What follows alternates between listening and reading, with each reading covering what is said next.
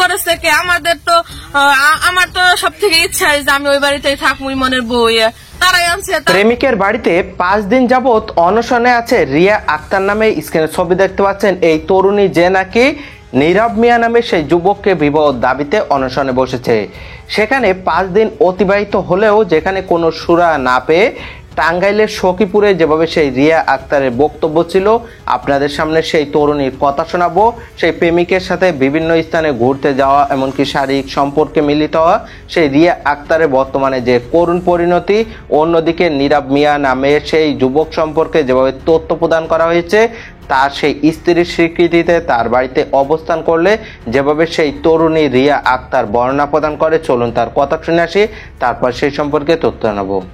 করেছে কি আমাদের তো আমার তো সব থেকে ইচ্ছা যে আমি ওই বাড়িতেই থাকবো মনের বউ তারাই আনছে। তারা যখন গ্রামের ছেলে ফেলে অনেক লোকজন মিলা বলছে যে ছেলের 1-1.5 ঘন্টার ভিতরে আনার পরে মেয়ের সাথে বিয়ে দিয়ে দিবো, তখনকার তারা বলছে যে আমার ছেলেরে আমরা আনবো। তারপর আনার কথা কয়ে যখন 15 মিনিট সময় আছে তখনকার দেখা গেছে যে ছেলেরে নাই না প্রশাসনের লোক নিয়ে আসছে। প্রশাসনের লোক কি ওসি সাহেব আসছিল? ওসি সাহেব আসছিল না মনে হয়, এমনি 10-12 জন আসছিল। কোন থানা এটা? কোন থানা বলছে তো? এটা সখীপুর থানা। সখীপুর থানা। আপনি থানায় যাওয়ার পর ওসি সাহেবের সাথে আপনি কখনো কথা হয়েছে? না। কথা হয়নি। কার সাথে কথা হয়েছে থানায় যাওয়ার পর? তা আসছে মহিলা পুলিশ আসছিল 2 জন, আর এমনি পুরুষ মনে হয় আসছিল 8-9 জন। আর মাতব্বর এলাকার কে কোন ব্যক্তি আপনার সাথে এই প্রতিশ্রুতি দিয়েছিল যে আপনাকে বিয়ে পড়েছে? মানে সবাই যে বলছিল। একটা নাম বলতে হবে। মেম্বার, চৌকিদার। মেম্বার, চৌকিদারের নাম কি? নাম বলতে হবে। নাম তো জানি না, কারণ আমি গ্রামে থাকি না। চেয়ারম্যান বলছিল, চেয়ারম্যান তো আসছিল আপনার এখানে। চেয়ারম্যান বলছিল যে আমাদের এই পক্ষের লোকেও তারা জানায় নাই, ওই পক্ষের লোকেও তারা জানায় নাই। হ্যাঁ, এমনি আসছিল। তো আপনি এখন কি চাচ্ছেন? আমি এখন কি চাচ্ছি যে আমি তো দেখা গেল যে অনেক চেষ্টাই করেছি, কিন্তু আমি তাদের কাছে হাইরা গেছি। কি কারণে হাইরা গেছি? আমি তো কোনো মিথ্যার আশ্রয় নিয়ে এখানে আসছিলাম না, শুধুমাত্র টাকার কাছে আমি হাইরা গেছি। আজকে যদি আমার বাবার অনেক টাকা পয়সা থাকতো তাহলে হয়তো যে আমার এই হাটটা দেখতে হইতো না। এখন কি আপনি ওকে এখনো বিয়ে করতে আপনি চান নাকি? তাহলে বিয়ে করতে না চাইলে কি আমি এখানে এসে বসে রয়েছি? শুনছি যে তারা বলে যে নইলো টাকা দিয়ে আপোষ হইব। একটা আমার লাইফে কি টাকাই বড়? আমার যে ঘটনাটা ঘটছে সারা বিশ্বের মধ্যে সবাই বছর হয়ে গেছে, আমারও তো একটা লাইফ, তাই না? আজকে টাকা কয়দিন থাকবো? হয়তো 2-4-6 মাস বছর থাকবো, তারপর আমার লাইফের যে ক্ষয়ক্ষতি হইলো। আপনারাই বলেন যে আমার এই কথা শোনার পরে কোন একটা ছেলে বিয়ে করতে রাজি হইব? আর যদি বিয়েও করে তাইলে আমরা কি তৈরি করবো? হ্যাঁ, নাহলে বিয়ে করলে তার বাবা মা আছে, গ্রামের প্রতিবেশীরা আছে, তারা কি বলবো? এখন তো সবাই আমার দেখে দেখে আসে, অনেক কথাই বলে ইঙ্গিতে, হাসাহাসি। মনে হয় না যে আমি এখানকার হাসাহাসির পাত্র তাদের কাছে? ঠিক আছে। তো এখন যে বাড়িতে যাচ্ছিলেন আপনার এখানে শ্বশুর শাশুড়ি ছিল না?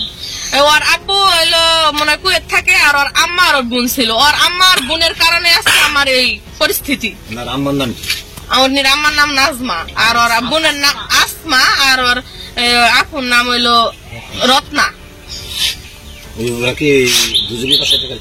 না, আর কেউ বাসায় থাকে না। ছেলেরে তো তারা জানা, মানে আমার সাথে রিলেশন করার পরে জানছে দেখে তারা ছেলেরে একদিনের ভিতরে শুনতেছে যে কোন ভিডিও আছে যে আপনার সাথে আপনি কখনো কোথাও বেড়াইতে গেছেন? না, আমার কাছে ওইগুলো কোনো ভিডিও নাই, কিন্তু এমনি মেসেজ, এমনি আমাদের ছবি এগুলো আছে। দুজনে একাত্তর ছবি আছে? হ্যাঁ, আছে। ছবিগুলো কতদিনকার আগের হতে পারে? কতদিনকার আগের হতে পারে? ঈদের দিনের ছবি আছে, আবার তার আগের আছে।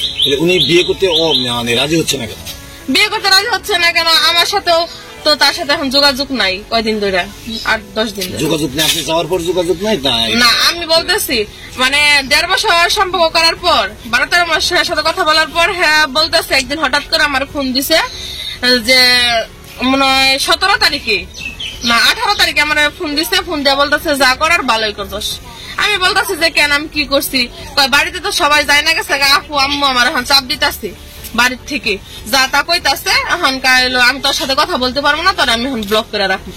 আমি বলতাছি যে মনে মনে যে কি যে হয়তো বাড়িতে অনেক গ্যাঞ্জাম হয়েছে, এই কারণে আমার এই কথা বলতাছে। আমি আর কি বিশ্বাস করিনি। ওরা আমি 3-4 ঘন্টা পরে মোবাইলের কাছে গেছি, এখন দেখি আমার ইমোতে মেসেঞ্জারে সবখানে ব্লক দেওয়া।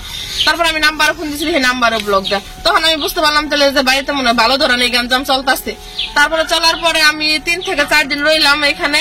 তারপরে ও আমার সাথে কথা বললো আর আমি বলছি যে কি সমস্যা, তুমি কি কারণে ব্লক দিয়ে রাখছো আমারে। পরে আমার বলতেছে যে বাড়িতে এরকম এরকম ঘটনা হয়েছে। আমি কি ঘটনা? মানে ওর আব্বা আম্মা বোঝাই না গেছে, অনেক রাগারাগি করতেছে যে আমার সাথে ওর সম্পর্ক, যে ও আমার সাথে কথা বলে। পরে এইগুলা যাই না গেছে, জানার পরে ওরা বলে বাড়ির থেকে অনেক চাপ দিতেছে, অনেক যা তা কইতাছে। তারপরে তো আমার ব্লগ, তারপরে 2 দিন কথা বলছি, মাত্র 2 দিনের পর 2 দিন কথা বলার পর ওর বোনের সাথে আমি কথা বলছি। ব্লগ দেওয়ার পর একদিন পর আমি ওর বোনের সাথে কথা বলছি, যে পরে ওর দেখি ওর সিম কার্ড হইলো ওর আফুর কাছে, মানে ও যে সিম কার্ড করতো চালাইতো ফোনে, ওই সিম কার্ড ওর বোন নিয়ে গেছে গা। পরে আমি ফোন দিচ্ছি, পরে বলতেছে কে তুমি কে? আমি পরে বলছি আমি সুমি। কই সুমি কে? আমি কই ইমনের কাছে জিজ্ঞেস করেন গা আমি কে। পরে কয় কেন তুমি বললে কি হয়? পরে আমি কইছি যে এরকম এরকম। পরে আমার বলতেছে যে তুমি এই নাম্বার আর ফোন দিও না। পরে আমি কইছি যে আপু দেখেন তাহলে আপনি আমার মাইনা নেন। কয় কি? কয় এগুলা কিচ্ছু না, এগুলো আবেগ। আপু এই কথা বইলা ফোন কাটা দিছে। আর তুমি জানো না আমার আম্মু হসপিটাল আছে। তারপর এলো কাটা দেওয়ার পরে তারপরের দিন আমি 11টা 9 ফোন দিছি। তারপরে ওদিকে আপুর কাছে সিম কার্ড, ও যেগুলা সিম কার্ড চালাইতো। পরে আপুর আমি বললাম যে আপু দেখেন মাইনা নেন, মানুষের তো ভুল তো মানুষেরই হয়, তাহলে মাইনা নিলে কি হয়? তারপরে বলতেছে যে আমার বাইরে এখন বিয়ে করাম না, তুমি তো জানোই যে আমার ভাই এখন বাহিরে যাবো, বাহিরে থেকে 5 বছর পরে আসবো, তখন বিয়ে করাম। পরে আমি বলছি তাহলে বিয়ে করাবেন, ভালো কথা, তাহলে ওর সাথে আমার কথা কয় দেন। কয় ও আমার সাইনা প্রতিজ্ঞা করছে যে তোমার সাথে আর কোনো কথা কইব না, আমার আম্মা ওরে দেখো কসম খাইছি। তারপর পরে আমি বলছি যে কসম খাইছে, তাহলে আপনারা এরকম করতেছেন, এরকম করার মানে কি?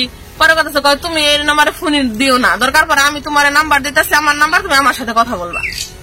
আপু আবার এই কথা বলছে। পরের দিন সকালবেলা, তারপরের দিনই শুনি বিকালবেলা আমারে ফোন দিছে যে এলো ইমন তো বিয়ে করতেছে, ইমনের বাড়িতে লোকজন এসে বইরা গেছে।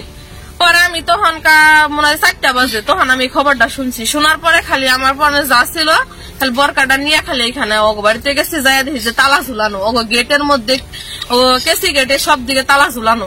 তারপর আমি গেছি, যাই বসে আসছিলাম।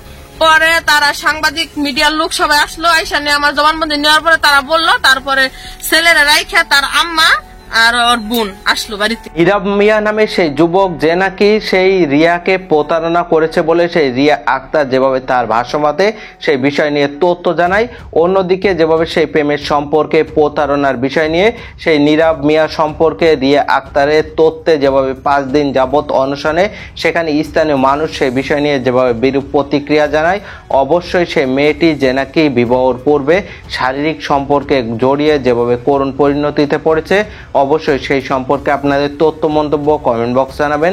সকলে সচেতন থাকবেন, পরিবার নিয়ে ভালো থাকবেন, সুস্থ থাকবেন। দেখা হবে পরবর্তী অন্য কোনো ভিডিওতে, সে পর্যন্ত আল্লাহ হাফেজ।